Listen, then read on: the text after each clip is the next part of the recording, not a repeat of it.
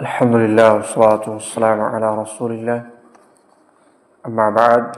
قال الله تعالى أعوذ بالله من الشيطان الرجيم براءة من الله ورسوله إلى الذين عاهدتم من المشركين فصيحوا في الأرض 4 أشهر واعلموا أنكم غير معجز الله وأن الله مخزي الكافرين۔ یہ سورہ توبہ ہے اور اس سورہ کا تعلق مدنی سورت سے ہے۔ اس سورہ کے بارے میں یہ بھی آتا ہے کہ نزول کے اعتبار سے یہ آخری سورہ ہے۔ امام بخاری رحمہ اللہ نے براء ابن عازب رضی اللہ عنہ کی روایت بیان کی ہے کہ سب سے آخر میں نازل ہونے والی سورت سورہ توبہ ہے۔ اس سورہ میں بہت سارے پیغامات ہیں، انہی میں سے ایک بہت اہم ترین پیغام جو کہ قرآن مجید پر بڑا اعتراض اٹھایا جاتا ہے اسی سورہ کی آیت نمبر 5 کے اوپر، کہ قرآن مجید میں یہ بات لکھی ہوئی ہے کہ مشرکین کو جہاں پاؤ قتل کر دو، ان کو پکڑ لو، ان کے لیے گھات کی جگہ پر بیٹھو، اس طرح کی باتیں قرآن کہتا ہے، اور اس کو بڑا ہائی لائٹ کیا جاتا ہے، اعتراض اٹھایا جاتا ہے کہ قرآن مسلمانوں کو دہشت گردی کی تعلیم دیتا ہے اور مسلمانوں کو یہ حکم دیتا ہے کہ مشرکین کو، کافروں کو جہاں پاؤ قتل کرو۔ قرآن مجید کی آیت کیا ہے؟ اللہ رب العالمین نے کہا فَإِذَا انْسَلَخَ الْأَشْهُرُ الْحُرُمُ، پھر جب حرمت والے مہینے گزر جائیں، فَاقْتُلُوا الْمُشْرِكِينَ حَيْثُ وَجَدتُّمُوهُمْ، تو تم مشرکین کو جہاں کہیں پاؤ قتل کرو، وَخُذُوهُمْ، انہیں پکڑ لو، وَاحْصُرُوهُمْ، ان کا محاصرہ کر لو، اور ہر گھات کی جگہ ان کی طاق میں بیٹھے رہو۔ فَإِن تَابُوا وَأَقَامُوا الصَّلَاةَ، اگر وہ توبہ کر لیں، نماز قائم کرنے لگے، وَآتُوا الزَّكَاةَ، زکوٰۃ قائم کرنے لگے، تو ان کی راہ کو چھوڑ دو۔ ان اللہ غفور رحیم، بے شک اللہ رب العالمین معاف کرنے والا اور رحم کرنے والا ہے۔ یاد رکھیے کہ یہ آیت ایک خاص سیاق کے اوپر ہے، ایسا نہیں کہ اس کا حکم بالکل عام ہے، ایسا نہیں کہ اس کا حکم عام ہے، بلکہ ایک خاص سیاق کے اوپر ہے کہ مشرکین صلح کے اوپر صلح ہو رہا تھا اور وہ بار بار معاہدے کو توڑ رہے تھے اور مسلمانوں پر حملہ کر رہے تھے، حتیٰ کہ مسلمانوں کے وہ صلح حدیبیہ جو ہوا تھا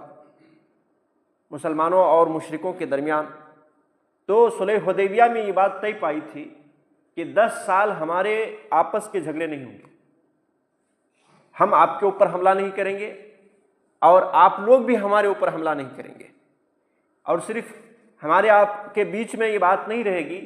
بلکہ یہ ہے کہ جو بھی حلیف آپ کے ہوں گے ان کے اوپر بھی حملہ نہیں کیا جائے گا، اور ہمارے جو حلیف ہوں گے ان کے اوپر بھی حملہ نہیں کیا جائے گا۔ یہ بات طے پائی تھی، لیکن بار بار وہ لوگ معاہدہ توڑ رہے تھے، حتیٰ کہ مسلمانوں کے اور نبی صلی اللہ علیہ وسلم کے جو پناہ گزین لوگ تھے، ایسے لوگوں میں سے 20 لوگوں کو ان لوگوں نے قتل کر دیا تھا۔ اس موقع پر اللہ تبارک و تعالیٰ نے یہ بات کہی تھی کہ ان کو جہاں پاؤ قتل کرو اور ان کو جہاں پاؤ پکڑ لو، ان کا محاصرہ کر لو، اور ہر گھات کی جگہ پر بیٹھو اور ان کو پکڑ لو۔ اس طرح کی بات اس وقت بیان کی گئی تھی جب مسلمانوں کے 20 لوگوں کو قتل کر دیا گیا تھا، اور جو معاہدہ طے پایا تھا اس معاہدے کو بھی وہ توڑے ہوئے تھے، کیونکہ معاہدے کے مطابق 10 سال تک وہ جو ہے مسلمانوں کے اوپر حملہ نہیں کر سکتے تھے،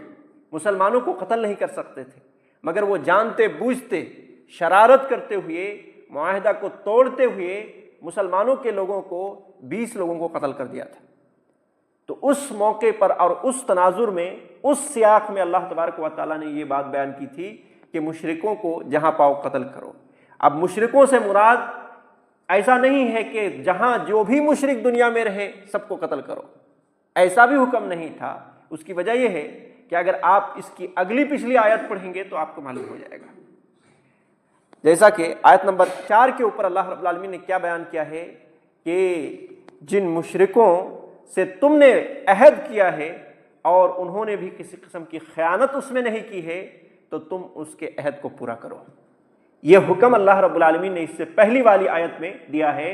کہ جن لوگوں سے تمہارا عہد ہے، معاہدہ ہے، وعدہ وعید ہے، ایسے لوگ اگر وہ خیانت نہیں کرتے ہیں تو ایسی صورت میں تم اس وعدے کو پورا کرو، یہ بات کہی گئی ہے۔ اس کے بعد یہ آیت نمبر 5 میں یہ بات بیان کرنے کے بعد آیت نمبر 6 میں چلے جائیں تو اس میں بھی یہ بات بتائی گئی ہے کہ اگر کوئی مشرک آپ سے پناہ مانگے تو صرف پناہ ہی نہیں دینا ہے بلکہ باحفاظت امن کی جگہ تک اس کو پہنچانا ہے۔ کیا یہاں تعلیم دی گئی ہے کہ جن مشرکوں کو قتل کرنے کی بھی بات کہی گئی ہے نا، ایسے لوگ بھی اگر آپ سے پناہ مانگے تو ایسی صورت میں آپ پناہ دیں، اور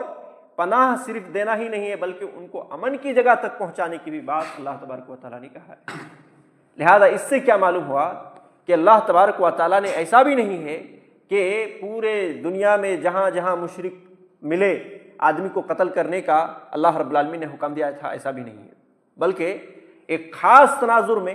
چونکہ مسلمانوں کے 20 لوگوں کو قتل کر دیا گیا تھا، تو جن لوگوں نے معاہدہ کو توڑا تھا اور جو لوگ قاتل بنے تھے، جو لوگ ظالم بنے تھے، ایسے ہی لوگوں کے اوپر اللہ رب العالمین نے یہ آیت کریمہ نازل کی تھی کہ ان کو جہاں پاؤ قتل کرو اور ان کو جہاں پاؤ پکڑ لو، ان کا محاصرہ کر لو اور ہر گھات کی جگہ ان کی طاق میں بیٹھو۔ تو یہ بات ان کے تناظر میں تھی، اور اس کے باوجود اللہ رب العالمین کا رحم و کرم دیکھیے کہ اگر وہ پناہ مانگے تو پناہ بھی دے دو، ان کو حفاظت کے ساتھ اپنی جگہ میں بھی پہنچا دو۔ اور خود دیکھیے کہ کیا نبی صلی اللہ علیہ وسلم نے اس کے بدلے میں بکثرت قتل ہوا کیا، لڑائی ہوئی کیا، یہ بھی ایک بات دیکھنے کی ہے۔ تو اللہ کے نبی صلی اللہ علیہ وسلم اسی کے تناظر میں جو ہے فتح مکہ ہوا تھا، فتح مکہ اسی کے تناظر میں اللہ کے نبی صلی اللہ علیہ وسلم نے 10,000 کی لشکر لے کر کے مکہ پر چڑھائی کی تھی، مگر یہ ہے کہ کوئی بڑی جنگ ہوئی نہیں تھی، کوئی بڑی جنگ نہیں ہوئی تھی، زیادہ سے زیادہ 4-5 آدمی قتل ہوئے تھے، اور وہ بھی انہی کی شرارت کی وجہ سے، وہی لوگ لڑنے کے لیے آ گئے تھے جس کی وجہ سے لڑائی ہوئی تھی، چھوٹی موٹی لڑائی، اور اس طریقے سے چھیڑ چھاڑ ہو کر کے ایک 4-5 آدمی ہی قتل ہوئے تھے اور مکہ فتح ہو گیا تھا۔ لہذا تمام باتوں کا خلاصہ یہ ہے کہ نہ قرآن مجید دہشت گردی کا جو ہے کوئی تعلیم دیتا ہے، اور نہ ہی قرآن مجید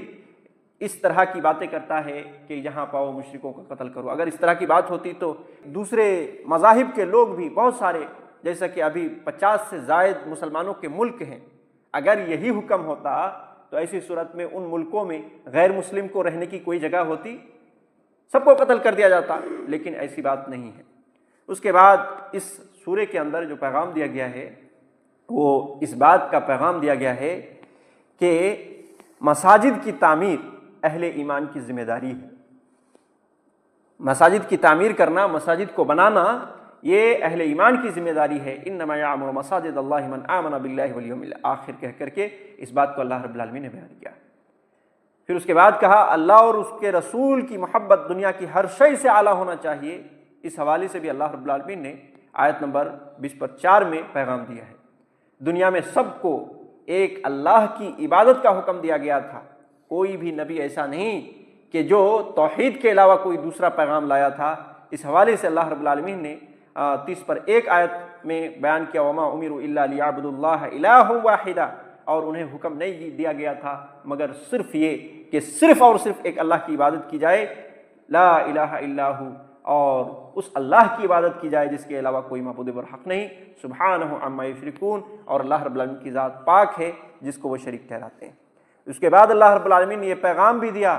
کہ پھوکوں سے یہ دین بجھنے والا نہیں ہے،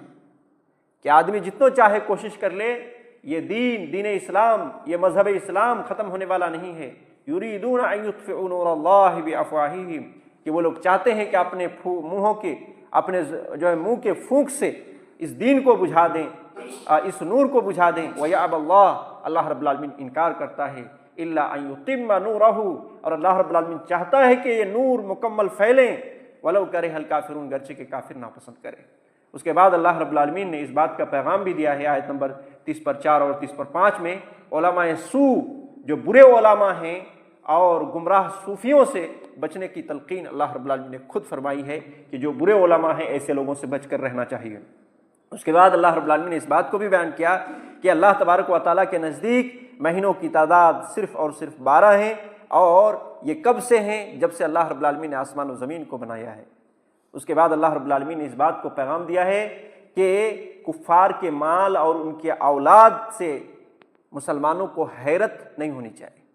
مسلمانوں کو لالچ نہیں ہونی چاہیے، مسلمانوں کو تعجب نہیں ہونا چاہیے۔ کفار کے مال اور اولاد زیادہ ہوں گے، ان کو خوشحالی کی زندگی یہاں اس دنیا کے اندر ملے گی، لیکن مسلمانوں کو وہ ہو سکتا ہے نہ ملے۔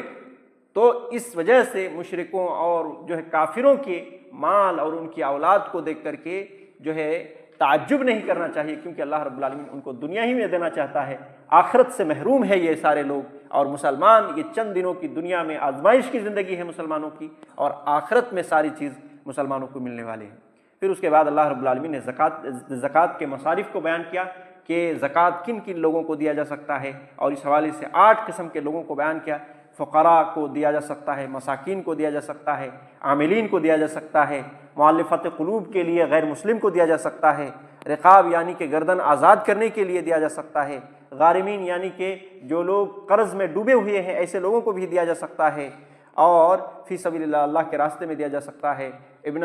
السبیل یعنی کہ مسافروں کو دیا جا سکتا ہے۔ اس کے بعد اللہ رب العالمین نے مومنوں اور منافقوں میں فرق بیان کیا اور ان کا انجام بھی بتایا۔ اس کے بعد اللہ رب العالمین نے صحابہ اور تابعین کے فضائل کو بیان کیا ہے، اور پھر اخیر میں اللہ تبارک و تعالیٰ نے رسول کی بعثت کا احسان جتایا ہے، اور اللہ کے رسول صلی اللہ علیہ وسلم کے بارے میں یہ کہا ہے لَقَدْ جَاءَكُمْ رَسُولٌ مِّنْ أَنفُسِكُمْ عَزِيزٌ عَلَيْهِ مَا عَنِتُّمْ، کہ تمہارے پاس ایک ایسا رسول تمہیں میں سے آیا ہے کہ عزیز علیہ ما عنتم، کہ تمہیں تکلیف پہنچ جائے اس رسول کو گوارا نہیں، کسی بھی طرح کی تکلیف دنیا میں آخرت میں پہنچ جائے تمہیں تو اس رسول کو گوارا نہیں، بڑا شاق گزرتا ہے ان کے اوپر، بہت بھاری گزرتا ہے ان کے اوپر، حریص علیکم، اور تمہارے جو ہے فائدے کے لیے وہ حریص ہوتا ہے، وہ تمہارے فائدے کے لالچی ہوتا ہے، ایسا رسول تمہارے اوپر بھیجا گیا ہے، بالمؤمنین رؤوف الرحیم، اور مومنوں پر نہایت شفقت کرنے والا اور بڑا مہربان۔ اور یہیں سے یہ سورہ ختم ہو جاتا ہے۔ تو یہ سورہ توبہ کے بعض پیغامات کے حوالے سے باتیں تھیں۔ اللہ رب العالمین ہم سب کو صحیح سمجھ کے ساتھ نیک اعمال کی توفیق عطا فرمائے، آمین۔ صلی اللہ علیہ محمد وعلی آلہ وصحبہ اجمعین ومن تبعہم بإحسان الی یوم الدین۔